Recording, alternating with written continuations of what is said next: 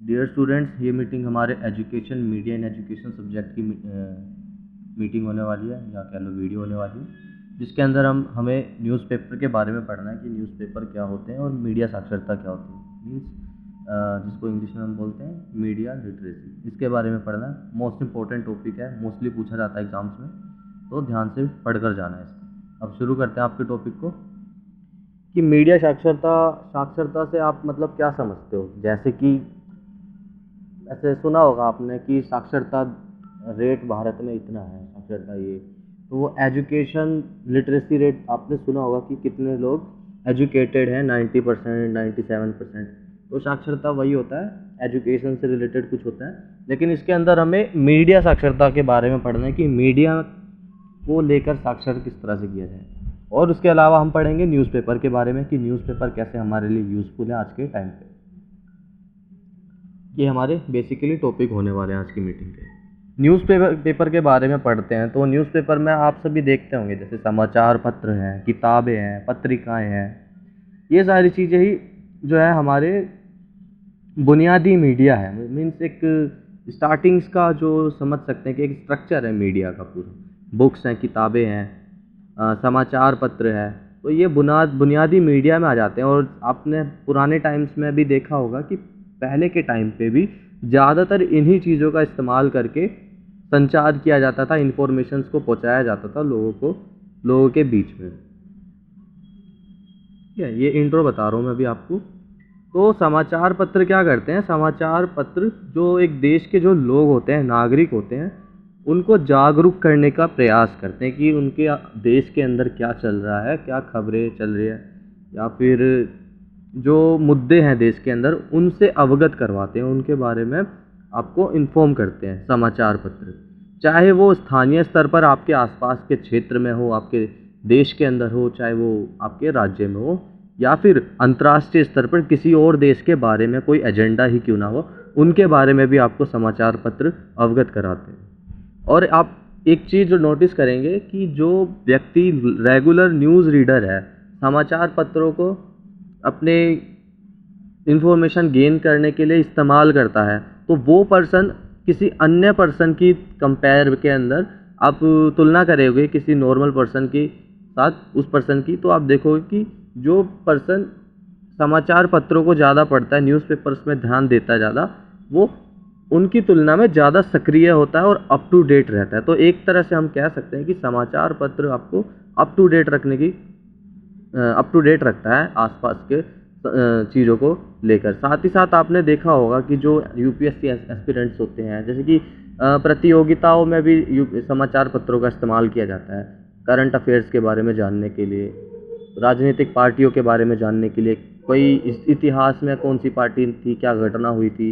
मतलब वो जो यूपीएससी एस्पिरेंट्स होते हैं, नीट वाले होते हैं, आईटीआई वाले होते हैं, कई लोग इसका इस्तेमाल भी करते हैं कि प्रतियोगिताओं के भी उसके अंदर भी, जैसे यूपीएससी एस्पिरेंट जो मैंने एग्जांपल दिया आपको, तो उन चीज़ों के लिए भी वो अपडेट रखने के लिए खुद को इस्तेमाल करते हैं वो लोग। और एक बात और कि जो न्यूज़पेपर का मोस्टली लोग इस्तेमाल कहाँ करते हैं, मतलब मेनली रिसोर्स क्या है एज ए न्यूज़पेपर, क्या हमें प्रोवाइड करता है। तो जो ज़्यादातर जो लोग होते हैं वो स्वास्थ्य के, विज्ञान के रिलेटेड चीज़ों के बारे में, या फिर राजनीति के क्षेत्र में ज्ञान ग्रहण करने के लिए इसका इस्तेमाल करते हैं कि पॉलिटिक्स में क्या चल रहा है, या फिर कुछ स्वास्थ्य से रिलेटेड है, स्वास्थ्य विज्ञान, उन चीज़ों के अंदर लोग ज़्यादातर एक न्यूज़पेपर के अंदर चीज़ें जो देखते हैं लोग एक न्यूज़पेपर में। और साथ ही साथ एक जो प्रिंट मीडिया समाचार पत्र है, वो हमको अलग अलग मुद्दों के बारे में, विषयों के बारे में हमको एक दृष्टिकोण प्रोवाइड करता है, एक सोचने का नज़रिया देता है किसी चीज़ को लेकर। जैसे कि हमें न्यूज़पेपर हर एक पार्टी के बारे में इंफॉर्मेशन देते हैं, और फिर हम उनको इन इन्फॉर्मेशंस के बेस के ऊपर उनके पार्टीज़ के परफॉर्मेंस हमको बताते हैं कि कौन सी पार्टी ने क्या किया था। उनके बेस पे हमारा एक दृष्टिकोण बन जाता है, एक वे ऑफ थिंकिंग बन जाता है कि कौन कितना बेहतर है। तो एक न्यूज़पेपर इस तरह से भी आपको फ़ायदा पहुंचाता है। उसके अलावा आप इसमें कह सकते हैं कि जो फिल्में होती है, समाचार पत्र होते हैं, और जो चित्र होते हैं, फ़ोटोज़ होती हैं उनके अंदर, तो उनके किसी भी मुद्दे पर बात करने के लिए उत्साहित करता है, हमको जागरूक करता है। मतलब उत्साहित करता है किसी घटना को लेकर, किसी चीज़, मान लो कि कुछ किसी देश में किसी गर्ल के साथ कुछ गलत हो गया है, अब सब लोगों ने उस न्यूज़ को रीड किया, लोग क्या करते हैं कि धरना रख देते हैं उसको इंसाफ दिलाने के लिए। तो इस तरह से लोगों को मुद्दों पर बात करने के लिए भी उत्साहित करता है और जागरूक करता है एक समाचार पत्र। और जो मीडिया स्रोत में दर्शकों को शिक्षार्थियों में बदल देता है। मतलब जो जैसे कि आप लोग हो, अभी आप लोग टीवी देखते हो, समाचार पत्र देखते हो, आप सिर्फ एक उनके लिए एक व्यूअर नहीं हो, आप उनके एक शिक्षार्थी में कन्वर्ट हो जाते हो, एज अ स्टूडेंट कन्वर्ट हो जाते हो, जो सांस्कृतिक, चाहे वो सामाजिक हो, चाहे आसपास की स्थानीय कोई घटना का लेकर हो, उनके बारे में आप जानकारी प्राप्त करने की फिर कोशिश करते हो, एक शिक्षार्थी के रूप में कन्वर्ट हो जाते हो। चाहे वो जो जानकारी प्रासंगिक है, प्रासंगिक मीन्स इम्पोर्टेंट है, ज़रूरी है, आपके समाज से रिलेटेड है, आपकी संस्कृति से रिलेटेड है, तो उनको आप ग्रहण करने की कोशिश करते हैं एक न्यूज़पेपर के माध्यम से। और फिर इसका परिणाम यही निकलता है, सकारात्मक परिणाम निकलता है कि जो युवा होता है, एक आज के टाइम पे एक जैसे आप हो एक युवा ही हो आप, तो आपको घटनाओं से अपडेट रखते हैं इस तरह से समाचार पत्र। अब जैसे इसमें एक पॉइंट और लिख सकते हो कि जैसे एक छात्र है, वो न्यूज़पेपर पढ़ता है रेगुलरली, अब उसकी अवधारणा है, एक अपनी थिंकिंग है उसकी, रेगुलरली न्यूज़पेपर रीड करता है और प्रॉब्लम सॉल्विंग उसका एक माइंड इस तरह से बन जाता है कि अब आप अलग अलग चीज़ों से इंफॉर्मेशन गेन करने की कोशिश करते हो अलग अलग क्षेत्र से, तो आपका जो माइंड होता है वो एक विश्लेषणात्मक कौशल को तेज कर देता है।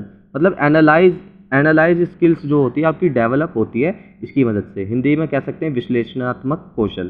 तो अगर आप एक छात्र अपने पढ़े जा रहे सिद्धांतों और अवधारणाओं का उपयोग करके मीडिया का विश्लेषण करके अपने विश्लेषणात्मक कौशल को तेज कर सकता है। आप अलग अलग चीज़ों से सोर्स से इंफॉर्मेशन ले रहे हो, टीवी से भी ले रहे हो, बुक से भी पढ़ रहे हो, समाचार पत्रों से भी पढ़ रहे हो, तो एक कई तरह से विश्लेषण कर रहे हो आप, तो आप इससे क्या होगा, आपकी विश्लेषणात्मक स्किल्स जो है, एनालाइज स्किल्स वो डेवलप होती है, तेज होता है आपका। और मीडिया के द्वारा ही आप दुनिया के किसी भी विषय के बारे में अनुभव प्राप्त कर सकते हैं या समझ सकते हैं, मतलब उनके बारे में जान सकते हैं, चाहे वो आपके आसपास से पर्यावरण से कितना ही दूर क्यों ना हो। आप फ़ोन पे भी इंफॉर्मेशन ले लेते हो आज के टाइम पे वैसे तो। इसमें इतना ही था। अब हम समझते हैं कि मीडिया साक्षरता क्या होता है। मीडिया साक्षरता का मतलब यही होता है कि असली और नकली खबर के बारे में आपको जागरूक रहना है, कि आपको पता होना चाहिए कि आपको कौन सी खबर असली है और कौन सी नकली है, और आपको किस तरह से वो चीज़ों का पता करना है कि वो असली है या नकली है। तो वो उसके लिए क्या रणनीति होगी, क्या करना चाहिए आपको, वो हम इसके अंदर अब बताऊंगा मैं आपको। तो मीडिया साक्षरता में कई चीज़ें शामिल होती हैं, जैसे एक कहा जाता है सूचना साक्षरता, इंफॉर्मेशन लिटरेसी। इसमें क्या होता है कि जो आपके पास इंफॉर्मेशन आई है, सूचना आई है, उसकी आपको पहचान करनी है, कि वो उसका आकलन करना है, उसको एनालाइज करना है, जो आपके पास इंफॉर्मेशन है। सूचना साक्षरता, अगर इसकी डेफिनेशन बताऊं प्रॉपर, तो आप लिख सकते हो कि सूचना की आवश्यकता होने पर पहचान करना और जो भी जानकारी उपलब्ध है उसका पता लगाना, आकलन करना और प्रभावी ढंग से उसका उपयोग करना। ठीक है, जो भी आपके पास जानकारी है, उस जानकारी के आप एक तरह से उसकी जड़ तक जाओ पहले, सबसे पहले, और फिर उसका एनालाइज करो, आकलन करो उसका, और फिर तब जाके उसके बारे में कुछ सोचो। उसके बाद आता है आपका समाचार साक्षरता। इसमें होता है कि जो समाचार है, आप समाचार पत्र का चयन ठीक से करें, कि कौन से समाचार पत्र से आप पढ़ रहे हो, वो विश्वसनीय है या नहीं है, वो नैतिकता को फॉलो करता है या नहीं करता, ठीक है, कौन उसका प्रकाशित करने वाला कौन है, मतलब उसको छापने वाला कौन है, ये चीज़ें आपको देखनी चाहिए। उसके अलावा एक और है थर्ड पॉइंट इसमें, कि महत्वपूर्ण मीडिया साक्षरता। इसमें क्या देखना होता है कि कुछ समाचार, मतलब ऐसे ये देखना है कि कहीं वो समाचार पत्र पक्षपात तो नहीं कर रहा है, कि एक पर्सन का पक्ष कर रहा है और दूसरे का विपक्ष में। हमेशा कहा जाता है कि एक न्यूज़पेपर को न्यूट्रल रहना चाहिए, ना इस तरफ की कहनी चाहिए ना उस तरफ की, बस एक न्यूज़पेपर को मुद्दों के बारे में बताना चाहिए, फैक्ट्स के बारे में बताना चाहिए, ना कि किसी की साइड लेनी चाहिए। एक न्यूज़पेपर का एक ये पॉलिसी होती है हमेशा। तो ये भी देखना चाहिए महत्वपूर्ण मीडिया साक्षरता में कि कोई न्यूज़पेपर पक्षपात तो नहीं कर रहा, कहीं वो रूढ़ियों से तो नहीं है, पूर्व रूढ़ी मतलब कि पुरानी सोच वाले, जो पहले की सोच थी। जैसे पहले के टाइम पे काफ़ी ऐसी गलत सोच से बन रखी थी, जैसे एक सती प्रथा थी जिसमें औरत को जला दिया जाता था, तो मतलब पुरानी थिंकिंग तो नहीं है, वो भी देखना है। उसके बाद आपको डिजिटल साक्षरता में आपकी वेबसाइट्स आ जाती हैं, वीडियो चैनल्स आ जाते हैं, ठीक है, और जो अलग अलग ऑनलाइन फॉर्मेट्स हैं वो सारी चीज़ें आती हैं, तो उनमें भी आपको देखना है कि कहीं उसके अंदर भी रूढ़िवादी थिंकिंग तो नहीं है, पुरानी धारणाएं तो नहीं है जो पहले की थी। और फिर इसके लास्ट में एक है दृश्य साक्षरता, मतलब विजुअल लिटरेसी। इसमें ग्राफिक्स होती है, मतलब पिक्स होती है, छवियाँ होती हैं, तो उनके विश्लेषण करना है आपको, ठीक है। और उनके विश्लेषण में क्या करना है कि जो व्यक्ति है उस वीडियो को बनाने वाला, उसको डालने वाला, कहीं वो तो उसके बारे में पुरानी सोच वाला तो नहीं है, रूढ़ी थिंकिंग वाला तो नहीं है, पूर्व ग्रह बोल सकते हैं इनको, जिनको पूर्व ग्रह में वाहक हो सकता है, जो उन दृश्यों का निर्माण कर रहा है, मतलब पुरानी थिंकिंग का हो सकता है जो उनका विनिर्माण कर रहा है। तो ये मेनली मैंने आपको बताया है, यहाँ पर आपको टोटल 5 पॉइंट बताया है मीडिया साक्षरता में। सूचना साक्षरता, सूचना की इन्फॉर्मेशन लेना, उसका आकलन करना। समाचार साक्षरता, इसमें बताया आपको कि समाचार साक्षरता में कि समाचार कौन सा पढ़ रहे हो आप, उसकी व्याख्या करो, वो समाचार भरोसे करने लायक है या नहीं है। और उसके बाद मीडिया महत्वपूर्ण मीडिया साक्षरता, इसमें मैंने पक्षपात वाला बताया, और डिजिटल मीडिया में वेबसाइट, चैनल, ऑनलाइन जो आपके पास अवेलेबल हैं, ये पुरानी थिंकिंग वाले तो नहीं है।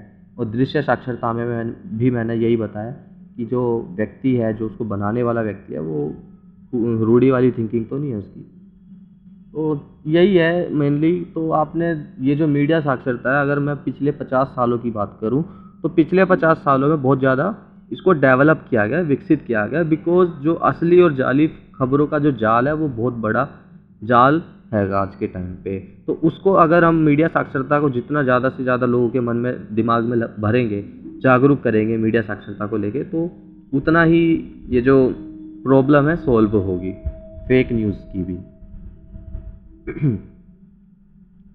जैसे कि आज के टाइम पे आप लोग देखते होंगे, कई ज़्यादातर लोग ऐसे होते हैं कि केवल ऊपर की हेडलाइन पढ़ लेंगे और ऊपर की जो बड़ी बड़ी सी लिखे होते शब्द, उनको रीड करके उस इन्फॉर्मेशन को शेयर कर देते हैं कि ऐसा हो गया, जबकि वो जो नीचे का जो कंटेंट होता है, जो बॉडी होती है उस इन्फॉर्मेशन की, उसको बिना रीड करे ही वो आगे फॉरवर्ड कर देते हैं। जैसे कई व्हाट्सएप पे ऐसे मैसेज आते हैं कि ये कोका कोला मत खरीदना, इसमें ये जहर मिला हुआ है, उसने इस तरह से ये वायरस मिला के, चाइना का एक वायरस है, ऐसे कई न्यूज़ देखी है मैंने।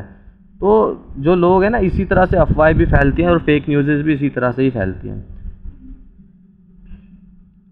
ठीक है। तो मीडिया साक्षरता की रणनीति बताऊं, एक और बार थोड़ा सा और देख लेते हैं। तो इसकी टोटल 3 रणनीतियाँ हैं।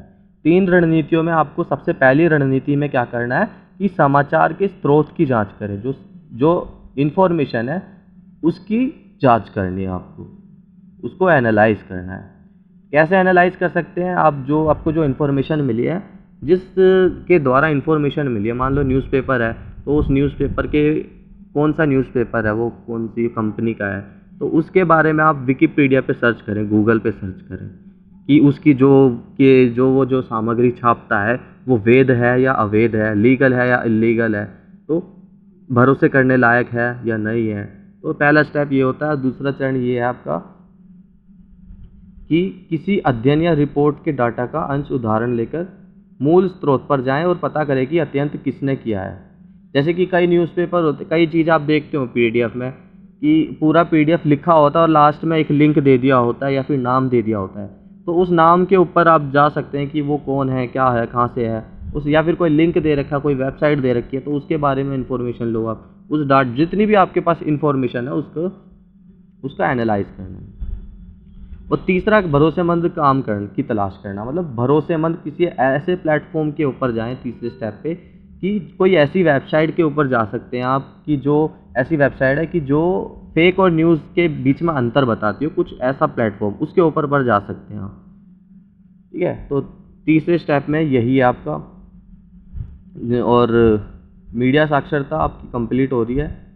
रणनीति भी बता दी मैंने मीडिया साक्षरता की, और न्यूज़पेपर भी बता दिया। ये टॉपिक आपका इतना ही था, इसमें जितना इम्पोर्टेंट लगा मुझे वो मैंने आपको शेयर कर दिया है।